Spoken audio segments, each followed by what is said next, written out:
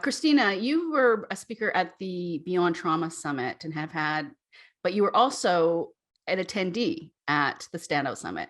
So can you kind of speak on the difference between what you saw between the two in how it was processed and how things went?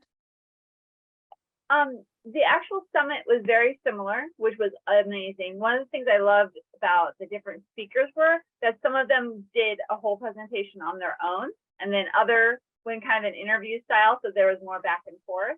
But even those who did their presentation, then they were also asked some questions at the end, so it was still kind of interview and stuff. And so that made the overall presentation very engaging and lively, and I love that part about it.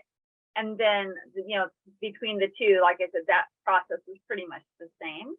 As an attendee, it was really easy to, once I got in there, follow along. I loved the short amount of time, the 2 hours each day, because then it's not all day long, 10 hours, where you're just like totally brain dead.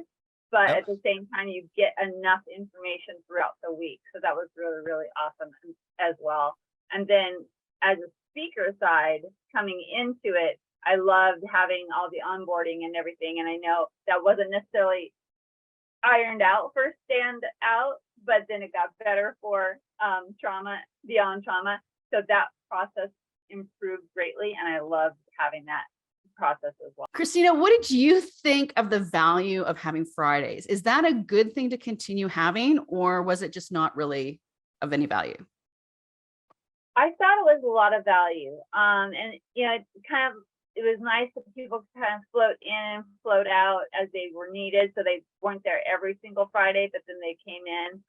So whenever you're able to say, oh, this week we're really going to talk about the basics of the summit. So more people jumped in on that weekend or that Friday. And then like the next Friday, it's like, oh, this is more of a networking day if you have any questions. So then there weren't quite as many people.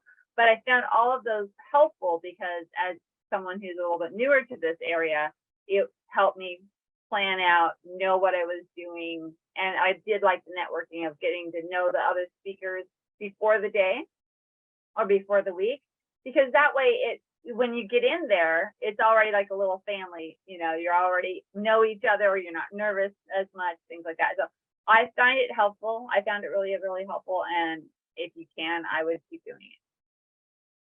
What about the coaching elements with that? There were times that I would do coaching to help the whole kind of virtual presentation, having the virtual background, things like.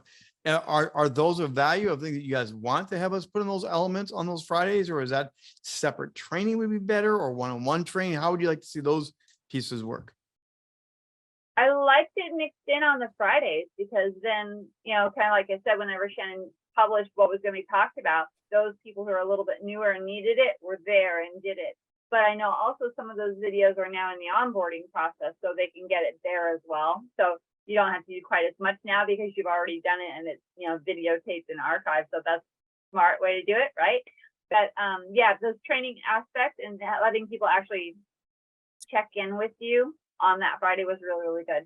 Because like a lot of us had questions about our background, and this is not my, my presentation background, of course. But I came in that one day on my presentation background so you could see it. And it's like, yeah, that does work. Make sure you come closer or whatever. Yeah. So that was